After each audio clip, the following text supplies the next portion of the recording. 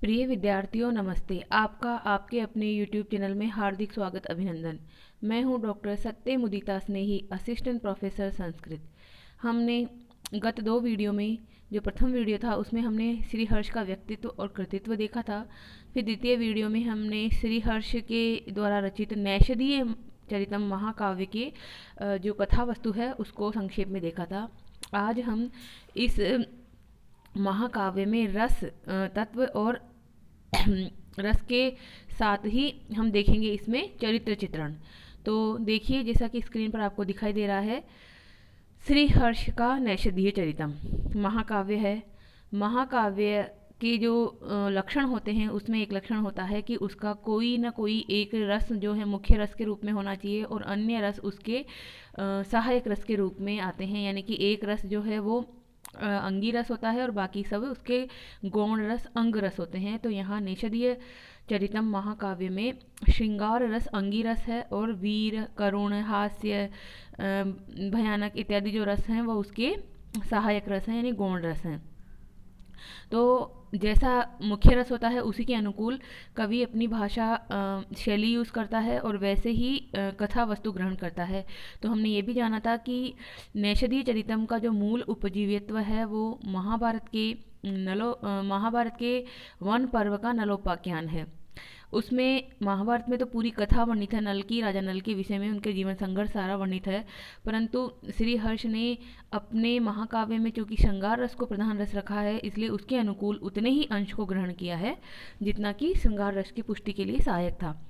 तो देखिए स्क्रीन पर जो नजर आ रहा है, श्री हर्ष मूलतः श्रृंगार रस के कवि हैं और अपने महाकाव्य में अर्थात नैषधीय चरितम महाकाव्य में नल कथा का तद अनुकूल अंश ही उन्होंने ग्रहण किया। नल कथा यानी जो प्राचीन समय से चली आ रही नल कथा थी या नलोपाख्यान, महाभारत के वन पर्व की जो कथा थी, उसका उतना ही अंश उन्होंने ग्रहण किया जितना कि श्रृंगार रस की पुष्टि करने वाला था। अर्थात श्रृंगार में क्या होता है, तीन प्रकार की श्रृंगार की स्थितियां होती है: अयोग श्रृंगार, संयोग श्रृंगार और वियोग श्रृंगार। तो अयोग श्रृंगार, अयोग जब योग नहीं हुआ है, यानी जब मिले नहीं है, नायक नायिका जब मिले नहीं है, यानी कि मिलन से पूर्व की अवस्था, यानी कि विवाह से पूर्व का प्रणय और उत्कंठित दशा इसमें आती है। तो ये इसमें हमने कथा वस्तु से जाना था कि किस प्रकार से नल और दमयंती एक दूसरे के गुणों को सुनकर प्रभावित होते हैं और आकर्षित होते हैं और उनमें एक दूसरे के प्रति प्रेम उत्पन्न होता है और उनकी दशा जो है उत्कंठित दशा हो जाती है, यानी कि व्याकुल दशा हो जाती है। फिर आता है संयोग। संयोग का मतलब होता है योग हो जाना, मिल जाना। तो मिलने का मतलब है उनका विवाह हुआ और वह मिले। फिर योग का अर्थ है विवाह के पश्चात प्रिय और प्रिया का विरह, यानी कि एक बार मिलन हो गया उसके बाद में किस तरह से वह अलग हो जाते हैं। तो यहाँ हम देखेंगे कि श्री हर्ष के जो ये नैषधीय चरितम महाकाव्य है, इसमें अयोग श्रृंगार और संयोग श्रृंगार इनका ही विस्तृत चित्रण हुआ है। वियोग श्रृंगार के लिए तो इसमें कहीं पर भी अवसर ही नहीं था, यानी कि वियोग की अवस्था तो इसमें आई नहीं, क्योंकि कवि ने इसको नायक और नायिका के मिलन होने के बाद की मिलन और श्रृंगारिक जो चेष्टाएं थी मिलन के बाद की, वहीं पर समाप्त कर दिया है। इसलिए इसमें अगर आपसे पूछा जाए कि संयोग श्रृंगार की कौन सी दशाओं का वर्णन है, कौन सी स्थितियों का वर्णन है, तो संयोग श्रृंगार की दो स्थितियां होती है, दो प्रकार होते हैं, अयोग और संयोग, उसका ही वर्णन है, वियोग का यहाँ वर्णन नहीं है। अब हम देखते हैं कि जो अयोग और संयोग कहाँ कहाँ मिलता है। तो प्रथम, द्वितीय और चतुर्थ सर्ग, क्योंकि हमें पता है इसमें 22 सर्ग हैं, तो 22 सर्ग में से पहला, दूसरा और चौथा जो सर्ग है उसमें नल और दमयंती का पूर्व राग अथवा अयोग श्रृंगार का विस्तृत चित्रण हुआ है। पूर्व राग कर दें या अयोग श्रृंगार कर दें, एक ही बात है। यानी पूर्व का राग यानी कि मिलन से पूर्व का राग, विवाह होने से पहले का राग, और अयोग यानी मिलने से पूर्व का राग, तो दोनों एक ही है, पर्यायवाची शब्द है। पूर्व राग अथवा अयोग श्रृंगार का विस्तृत वर्णन कौन से सर्ग में मिलता है? प्रथम, द्वितीय और चतुर्थ सर्ग में, जिसमें अभिलाषा, चिंता आदि 10 काम दशाएं भी वर्णित हुई है सुष्ठुतया, यानी बहुत ही सुंदरता से इसमें वर्णित हुई है। अभिलाषा यानी कि मन में अभिलाषा जागती है कि प्रियतम को प्राप्त करना है। फिर चिंता जागती है अगर नहीं मिलने की अवस्था में, मतलब किस तरह से भय मन जाता है मन में कि अगर नहीं मिलन हुआ तो क्या, इस तरह से बहुत सारी 10 काम की दशाएं होती है वह अच्छी प्रकार से इसमें वर्णित है। 10 रूपक एक ग्रंथ है, उसमें विस्तार से इनको बताया गया कि 10 काम की दशाएं कौन सी होती है, परंतु हमें यहाँ नहीं जाना है उसमें, ये बहुत ज़्यादा विस्तृत हो जाएगा। तो यहाँ पर हमें पूर्वराग यानी अयोग श्रृंगार मिलता है प्रथम, द्वितीय और चतुर्थ सर्ग में। अब देखते हैं आगे। हंस के मुख से नल का संदेश सुनने से पूर्व ही दमयंती नल की विविध प्रशंसा सुनकर उसमें आसक्त हो चुकी थी। अब हंस ने सुनाना शुरू किया अपना संदेश, तो संदेश को कहेगा हंस की राजा नल तुम्हारे में आसक्त है। उससे पहले जैसे ही उसने उसका कहना प्रारंभ किया वैसे ही वह जो है गुणों को सुन कर ही आसक्त हो चुकी थी कि किस प्रकार से प्रतापी हैं, सुंदर हैं, और राजा नल जो है एक तरह से धीरोदात्त गुणों वाले नायक हैं। अतः हंस के मिलने से पूर्व कवि ने दमयंती में अभिलाष, चिंतन, स्मृति और गुण कथन, ये 4 जो काम दशाएं चित्रित कर दी थी पहले ही। यानी कि वो बहुत प्रसिद्ध राजा थे, तो राजा की प्रसिद्धि तो उस रूप में फैल ही जाती है जो साम्राज्य के आस पड़ोस के राज्यों में कि उस प्रकार का वहाँ का राजा इस प्रकार का है। तो दमयंती के मन में हंस के मिलने से पूर्व भी नल के प्रति अभिलाषा, चिंतन, स्मृति, गुण कथन इत्यादि काम दशाएं 4 काम दशाएं चित्रित की गई हैं यहाँ पर। ये भी 10 रूपक में ही हमें मिलते हैं इस प्रकार के भाव वर्णन। और नैषधीय चरितम के प्रथम सर्ग में 34 से 38 तक मिलती है हमें ये अभिलाष, चिंतन, स्मृति, गुण कथन आदि दशाएं। और अन्य जो अवस्थाएं होती है, जो कि हमने देखा 10 अवस्थाएं होती है, तो 10 में से 4 तो हमें मिल गई इसमें ही जो हंस के मिलने से पूर्व में ही। बाकी जो शेष बची हुई 6 अवस्थाएं हैं वो हंस के नल के समीप लौट जाने के बाद वर्णित की गई है। यानी हंस जब यहाँ संदेश सुनाकर वापस जब नल के समीप लौट गया है तो उसके बाद में उत्पन्न होती है दमयंती में। तो वह नैषधीय चरितम का 3रा सर्ग है और 4था सर्ग है, इसमें विस्तार से वर्णित की गई है। दमयंती की भांति ही नल के पूर्व राग और विभिन्न स्मर दशाओं का कवि ने सुंदर चित्रण किया है। अब जो राजा नल था उसको भी तो पूर्व राग हुआ था, नायिका से मिलने से पहले ही जब हंस ने दमयंती के बारे में बताया था तो पूर्व राग उत्पन्न हो गया था।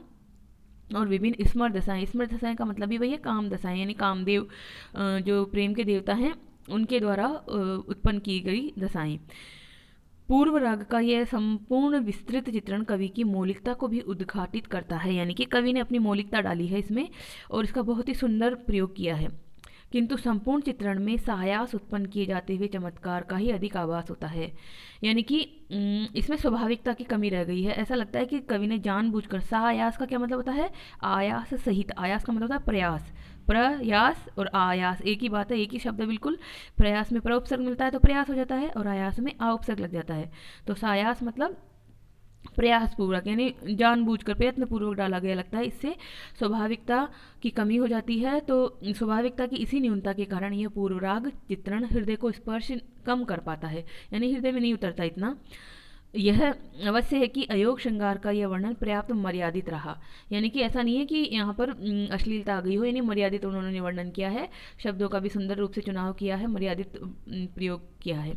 अब देखते हैं हम आगे कि नैषधीय चरितम में संयोग श्रृंगार कहाँ मिलता है। अयोग हमने देख लिया, तो संयोग श्रृंगार का भी सांगोपांग योजना हुई है, यानी अंगों सहित जितने भी अंग उपांग होते हैं श्रृंगार रस के, वह सब यहाँ वर्णित हुई है। श्रृंगार जो है संयोग श्रृंगार के वर्णन में आचार्य की सी शक्ति तो दिख पड़ती है, किंतु हृदय को विकसित कर देने वाली उज्ज्वलता प्राप्त नहीं होती। यानी कि यहाँ पर कवि ने अपना आचार्यत्व यानी कि उनका ज्ञान तो उसमें काफ़ी उंडेल दिया है, परंतु हृदय को एक तरह से विकसित करने वाला, यानी हृदय को थोड़ा झकझोर देने वाली उज्ज्वलता वहाँ नहीं मिलती हमें। श्री हर्ष के काव्य में संयोग श्रृंगार का वर्णन दमयंती के स्वयंवर चित्रण से ही प्रारंभ हो जाता है। अब मिलन करवाना है नायक और नायिका का, तो दमयंती का स्वयंवर आयोजित हुआ, तो स्वयंवर के चित्रण से ही संयोग श्रृंगार शुरू हो जाता है। विभिन्न देवों की कृपा से नल को स्पष्टतया पहचान लेने पर भी जो नायिका है उसमें स्तंभ, लज्जा, जड़ता आदि भाव उत्पन्न होते हैं, और वह उन भावों की वजह से जो राजा नल हैं उनके गले में वरमाला डालने के लिए प्रवृत्त होती हुई भी मतलब रुक जाती है, वरमाला डालने के लिए प्रवृत्ति नहीं हो पाती है।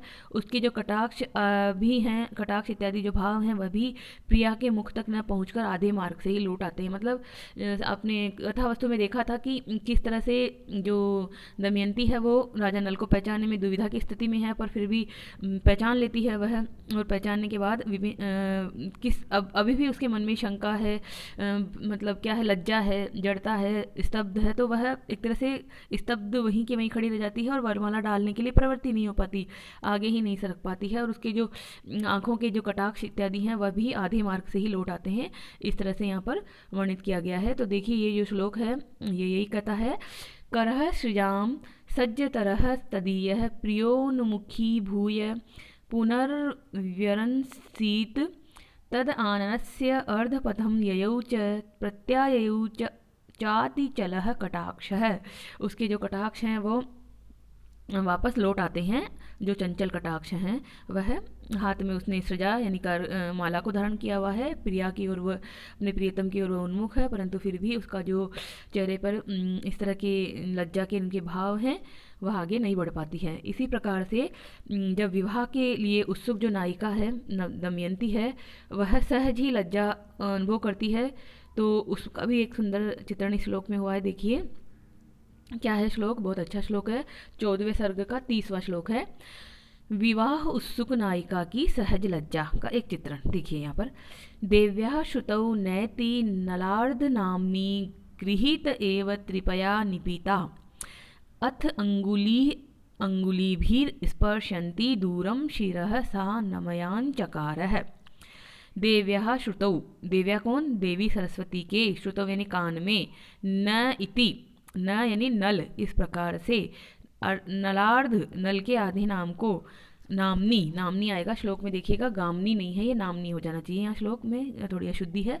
नामनी यानी कि नाम को ग्रहण, गृहीता यानी ग्रहण कराते ही, त्रिपया निपीता अत्यंत लज्जा से संपन्न होकर, अत अंगुली भी स्पर्शयंती, अंगुलियों से सखी की उंगलियों को दबाते हुए, दूरम दूर से ही सिर को क्या कर ली है, झुका लेती है, यानी कि उसकी सखी उसके साथ में है, और वह देवी सरस्वती जब परिचय देती है नायक का, क्योंकि हमने देखा था कि सरस्वती के द्वारा ही वहाँ पर जो जितने भी राजा उपस्थित हुए हैं, जो स्वयंवर में वर के रूप में उपस्थित हुए हैं, एक तरह से उन सबका परिचय देवी सरस्वती कराती है। तो देवी सरस्वती जो हैं वो नल का नाम का पहला अक्षर न इतना बोलती है, उसको सुनते ही जो नायिका है दमयंती वह लज्जा से संपन्न हो जाती है, लज्जा से युक्त हो जाती है, और ल उच्चारण हुआ ही नहीं है, उससे पहले ही अपनी उंगली से सखी की उंगली को दबाते हुए सिर को झुका लेती है, यानी कि ये भी लज्जा का भाव है। तो ये किसका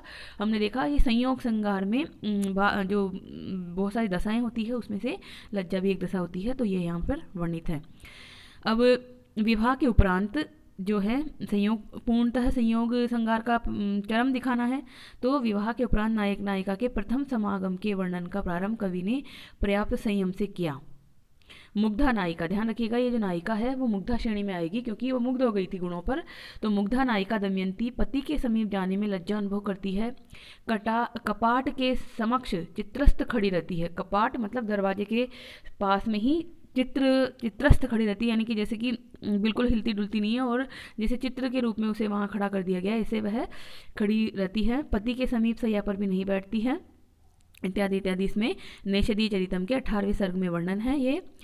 किंतु एक बार विश्वस्त हो जाने पर क्रमशः नल दमयंती के श्रृंगार मिलन का उद्दाम वर्णन आचार्य वात्स्यायन के कामसूत्र का स्मरण दिला देता है। तो शुरू में तो वह लज्जा अनुभव करती है, परंतु एक बार विश्वस्त हो जाती है अपने पति के प्रति, तो वह जो काम वर्णन है वो कहते हैं कि कामसूत्र, जो वात्स्यायन का कामसूत्र है उसके समीप पहुंच जाता है, यानी वैसा ही वर्णन यहाँ पर मिलता है। विलास वर्णन के अनेक दृश्य अश्लीलता की सीमा तक पहुंच गए हैं। तो ये भी एक कमी है कवि की कि उन्होंने श्रृंगार रस में अश्लीलता तक उसे पहुंचा दिया है, ऐसा नहीं होना चाहिए था।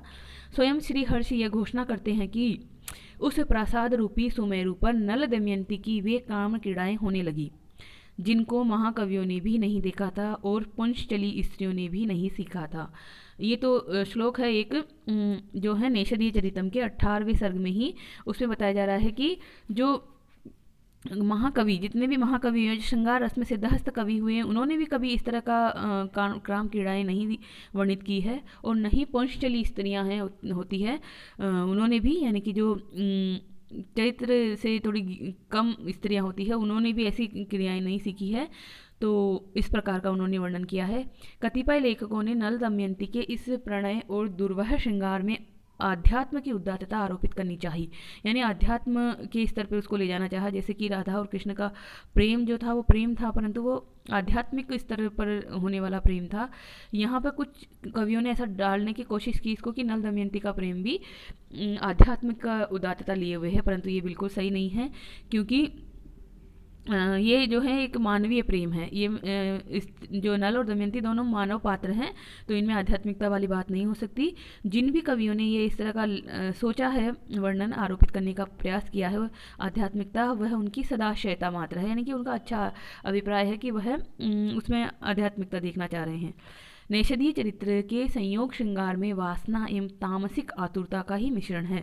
अब यहाँ पर जो संयोग श्रृंगार है उसमें, क्योंकि हम तो समालोचनात्मक पढ़ रहे हैं ना इसको, कि क्या है कि आपके एग्जाम में भी ऐसे आता है कि किस मतलब क्या श्रृंगार रस को वर्णन करने में कवि जो हैं वह सफल हुए हैं, तो आप बताएंगे कि सफल हुए हैं, परंतु थोड़ी कमियां भी रह गई है। तो यहाँ वासना और तामसिक आतुरता हमें ज़्यादा दिखाई देती है। श्री हर्ष ने अपने महाकाव्य को श्रृंगार अमृत सीतगु कहा है। ये जो शब्द है आपके लिए बहुत इंपॉर्टेंट है, परीक्षाओं में पूछा जा सकता है कि श्रृंगार अमृत सीतगु किस ग्रंथ को कहा जाता है। तो इस शब्द को समझिए। श्रृंगार मतलब श्रृंगार रस, अमृत यानी अमृत, और शीतगु यानी चंद्रमा। श्रृंगार के अमृत से भरा हुआ चंद्रमा। चंद्रमा वैसे भी जो हैं वो प्रेम के वो हैं, माने जाते हैं कि प्रेम की भावनाओं को बढ़ा देने वाले देवता होते हैं। तो श्रृंगार रस के अमृत से भरा हुआ चंद्रमा कहा है श्री हर्ष ने अपने महाकाव्य को, यानी नेषधीय चरितम महाकाव्य के विषय में। स्वयं कवि ने ही ऐसा कहा है कि मेरा जो काव्य है वो श्रृंगार रस से भरा हुआ है। किंतु नैषधीय चरित्र में श्रृंगार की अमृत सृदत शीतलता के स्थान पर कामावेश की उष्णता के कारण एवं उदात्तता के स्थान पर अनावश्यक नग्न अश्लीलता का ही आधिक्य होने के कारण श्री हर्ष की यह आत्म प्रशंसा विकथना मात्र प्रतीत होती है। अब देखिए ये जो शब्द है वो तो क्या है, अमृत, परंतु अमृत में तो ठंडक होती है, शीतलता होती है, तो यहाँ कह रहे हैं कि वो शीतलता नहीं है, अमृत की समान शीतलता नहीं है, अपितु कामावेश की उष्णता है, कामावेश की गर्मी है यहाँ पर।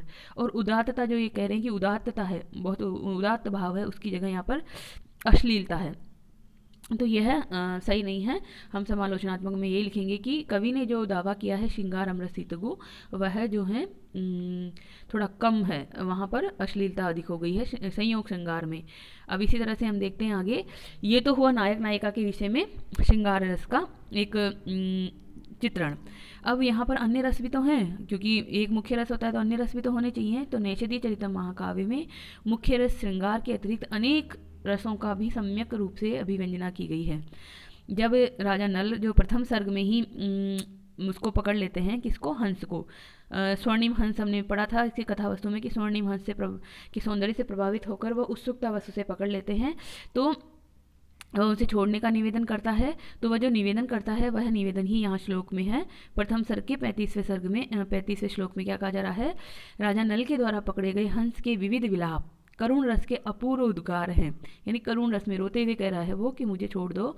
भाग्य को निष्ठुर बताते हुए हंस क्या कहता है, मदेक पुत्रा जननी जरातुरा नव प्रसूतिर वरटा तपस्विनी गति स्तयो एषः जनः तम अर्दयन तम अर्दयन अहो विधे त्वाम करुणा रुणद्धि नो, यानी ईश्वर को करता है, भाग्य को निष्ठुर बताते हुए कहता है हंस की मैं अपनी जननी के लिए एक ही पुत्र हूँ, यानी कि वह अपनी माता का, जो हंस है वह एक ही पुत्र है। उसकी माता बहुत वृद्धावस्था में जरा तुराजर से व्याकुल है, बुढ़ापे में है, और उसकी जो पत्नी है वो नव प्रसूति में है, यानी कि पहला ही प्रसव है उसका, और वह तपस्विनी है, यानी कि वह हंस की मृत्यु के बाद दूसरे का वरण भी नहीं करेगी, ऐसी उसकी तपस्विनी हंसिनी जो है उसकी पत्नी है। ऐसी मेरे मृत्यु के बाद उन दोनों की बुरी स्थिति हो जाएगी, माता की भी और पत्नी की भी। तो हे विधाता, तुम उन पे कृपा करो, मुझ पे भी कृपा करो, ताकि मैं जीवित रह कर मेरी पत्नी को और माता को उनकी सेवा कर सकूं। तो इस प्रकार से हे विधाता, ऐसे व्यक्ति की तुम्हें जो है हत्या करवा के क्या दया नहीं आती है? हत्या मतलब नहीं करनी चाहिए तुम्हें, मेरे पे कृपा करनी चाहिए, मुझे दया करनी चाहिए। इस प्रकार से वह करुण रस में विलाप करता है। तो यहाँ पर करुण रस हंस के मुख से कहा जा रहा है। 11वें सर्ग के स्वयंवर वर्णन में वासु की नाक को देखकर दमयंती में भयानक रस उत्पन्न हो जाता है। यानी कि 11वें सर्ग में स्वयंवर का वर्णन है, तो वहाँ पर वासु की नाग आ जाता है, तो उसको देखकर भयानक रस आ जाता है, भयानक रस की भावना की गई है। 17वें सर्ग में कली तथा देवताओं के संवाद में रौद्र रस का सुंदर उपनिबंधन हुआ है। हमने देखा था इसमें कि कली जो एक ऋषि के रूप में है और उसने चारवाक का मंडन किया, तो देवताओं ने उस चारवाक दर्शन की नास्तिकतावाद का खंडन कर दिया, और खंडन करने के क्रम में ही वहाँ रौद्र रस का सुंदर उपनिबंधन हुआ है। हास्य रस के तो अनेक प्रसंग नेषदीय चरित्र में प्राप्त होते ही हैं, बहुत सारे हास्य रस के इसमें स्थल स्थल पर प्राप्त हुए हैं। पंचम सर्ग में नल के सौंदर्य को देखकर विभिन्न देवताओं के भाव प्रदर्शन में श्रीहर्ष ने शब्द क्रीड़ा के द्वारा सुंदर हास्य योजना प्रस्तुत की है। अब जो देवता थे वो क्या करते हैं, नल के सौंदर्य को देखकर विभिन्न देवताओं के भाव प्रदर्शन में श्री हर्ष ने शब्द क्रीड़ा के द्वारा सुंदर हास्य योजना प्रस्तुत की है। ये कौन से सर्ग में वर्णित है? तो इसका सर्ग है 5वां सर्ग है, उसमें 61 से लेकर 71 तक, 61 से 71 तक 10 मंत्र हैं, 10 मंत्र नहीं कहेंगे इनको, पद्य कहेंगे, श्लोक कहेंगे, वहाँ पर हास्य रस की अभिव्यंजना की गई है।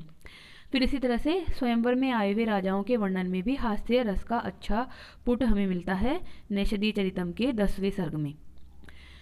बारातियों के भोजन के समय पारस्परिक हास परिहास में हास्य की सुंदर सृष्टि हुई है।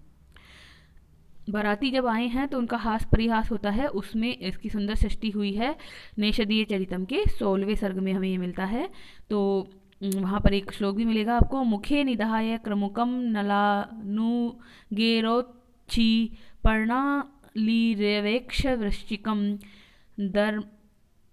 दमार्पितान्तरमुखवास निर्मितम भया विलयी हाशिता रवलई। तो इस प्रकार से संस्कृत की कोटेशन अभी आपको ज़्यादा ज़रूरी नहीं है, क्योंकि हम एक सामान्य अध्ययन ही पढ़ रहे हैं इसका। फिर भी यहाँ जो कोटेशन है वो नीचे टिप्पणियों में लिखी हुई है, आप वहाँ से देख लीजिएगा। फिर देखते हैं हम आगे कि श्रीहर्ष ने अपने काव्य के नायक राजा नल में वीर रस के चारों रूपों का भी यहाँ पर सुंदर चित्रण किया है। कौन कौन से 4 रूप हैं वीर रस के? ये भी आपको न्यूटाइप में प्रश्न मिलता है एग्जामों में, चाहे यूजीसी नेट जेआरएफ हो, चाहे आरपीएससी हो, चाहे कॉलेज लेक्चरर हो, कोई सी परीक्षा हो, ये पूछा जा सकता है आपसे कि वीर रस के कितने भेद होते हैं और कौन कौन से। तो वीर रस के 4 भेद होते हैं, युद्धवीर, दयावीर, दानवीर और धर्मवीर।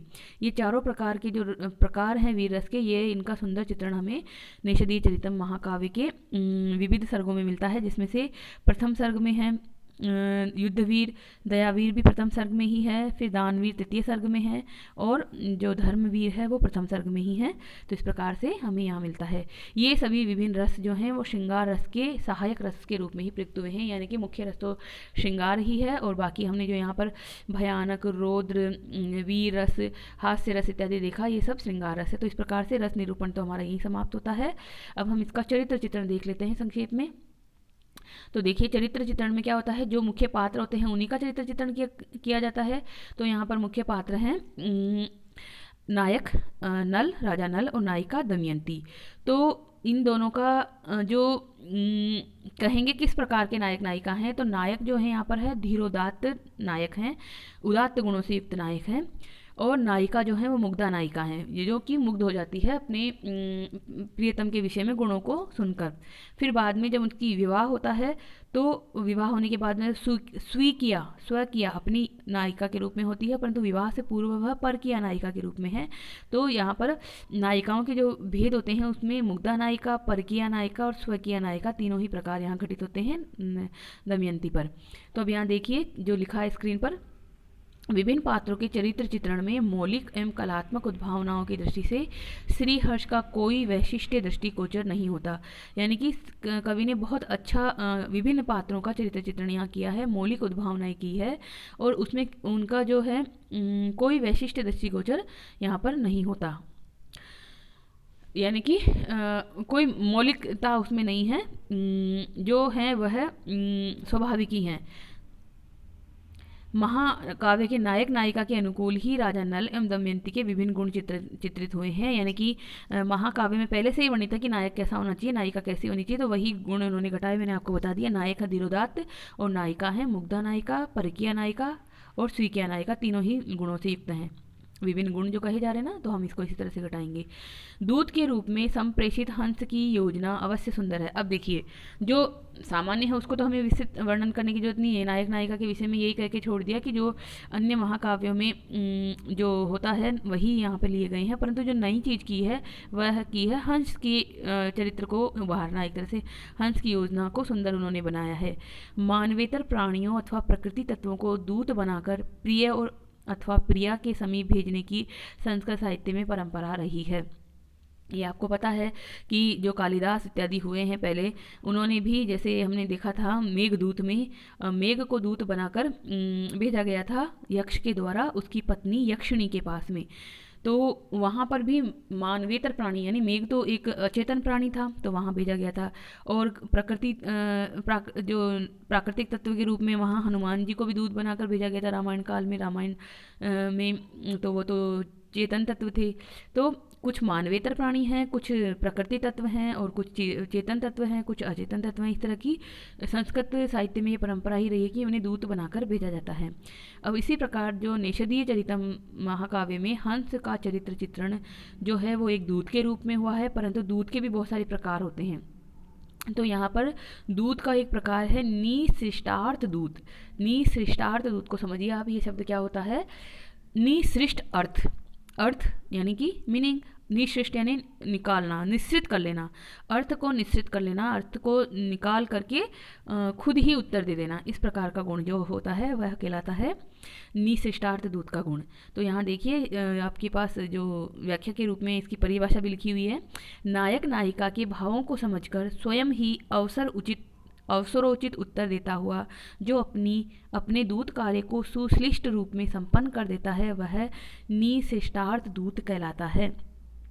तो यहाँ पर जो साहित्य दर्पण एक ग्रंथ है वहाँ पर ये परिभाषा दी गई है निशिष्टार्थ दूत की। उभयोर्भावम् उन्नीय स्वयं वदति च उत्तरम सुश्लिष्टं कुरुते कार्यम निशिष्टार्थः तु सह स्मृतः। तो इस प्रकार से दोनों के ही भावों को निकाल करके अपने उनके हिसाब से जो उत्तर दे देता है, अपने कार्य को बहुत ही सुश्लिष्ट प्रकार से करता है, बहुत ही अच्छे प्रकार से करता है, वह निशिष्टार्थ दूत कहलाता है। तो निशिष्टार्थ दूत के रूप में हंस का चरित्र चित्रण श्रीहर्ष ने बहुत ही नितांत सफलता से किया है। नैषधीय चरित्र में जो प्रतिनायक है, प्रतिनायक अर्थात विलन, जैसे कि नायक होते हैं यानी हीरो, नायिका मतलब हीरोइन, और प्रतिनायक मतलब विलन। तो विलन के रूप में यहाँ क्या है? 4 प्रकार के देवता हैं, हमने देखा था। इंद्रादि जो 4 प्रकार के देवता थे, इंद्र, वरुण, यम और अग्नि। तो ये जो देवता है वो प्रतिनायक के रूप में चित्रित हुए हैं। स्वयंवर में राजाओं का परिचय कराने के लिए स्वयं देवी सरस्वती को अवतरित करा देना कथा संयोजन में श्रीहर्ष की मौलिक उद्भावना है। अब देखिए कि सरस्वती देवी स्वयं प्रकट होती है और जो राजा उपस्थित हुए हैं स्वयंवर में उन सबका परिचय सरस्वती देवी करवाती है। तो ये भी कवि की स्वयं की अपनी मौलिक उद्भावना है, यानी कि अपनी कल्पना शक्ति से उन्होंने ये क्रिएट किया है। जो महाभारत का जो नलोपाख्यान है उसमें इस प्रकार का कोई वर्णन नहीं है कि कोई सरस्वती देवी प्रकट होकर कथा को कहती है। तो इस प्रकार से आज हमने देखा इसमें रस, मुख्य रस यानी रस निरूपण और चरित्र चित्रण। तो आज हम इस विषय को यहीं पर विराम देते हैं। कल हम इसमें पढ़ेंगे प्रकृति चित्रण, अलंकार विधान, भाषा शैली इत्यादि, इसके जो भी विशेषताएं बची है, इसमें पांडित्य प्रदर्शन जो कि नेषद विशद औषधम के रूप में प्रसिद्ध है, तो ये सब हम अभी इसको 2 दिन अभी और लगेंगे हमें इसको सामान्य अध्ययन को भी पढ़ने में। तो आप देखते रहिएगा, आगे आगामी वीडियो भी आपके लिए उपस्थित किया जाएगा। तब तक के लिए मेरा आपसे यही निवेदन है कि आप कॉपी और पेन लेकर बैठिए और जितना भी आपके सामने ये मैटर है स्क्रीन पर, इसको अपनी कॉपी में नोट कर लीजिए और जो भी एक्स्ट्रा मैं इसको समझाने के क्रम में बता रही हूँ उसको भी ध्यान से सुनकर कॉपी में लिख लीजिए। तो आपके लिए ये बहुत ही उपयोगी सिद्ध होगा। अगर आपको वीडियो अच्छा लगे तो लाइक ज़रूर कीजिए। किसी भी तरह का कोई सुझाव हो तो कमेंट बॉक्स होता है यूट्यूब में, उसमें अवश्य लिखें। और इस चैनल को अगर आप अभी तक भी सब्सक्राइब नहीं किए हैं, पहली बार ही देख रहे हैं, तो यूट्यूब में सब्सक्राइब बटन होता है, उसको दबा लीजिए और बेल आइकन को दबाकर उसमें ऑल शब्द को क्लिक कर लेंगे तो इस पर डाले जाने वाले सभी वीडियो आपको तुरंत मिल जाएंगे और कोई भी वीडियो आपका मिस नहीं होगा। तो यही मेरा आपसे निवेदन है कि पढ़ते रहिए, स्वस्थ रहिए, खुश रहिए। और अंत में हमारा उद्घोष क्या है? जयतु संस्कृतम जयतु भारतम, जयतु संस्कृतम जयतु भारतम, जयतु संस्कृतम जयतु भारतम। धन्यवाद।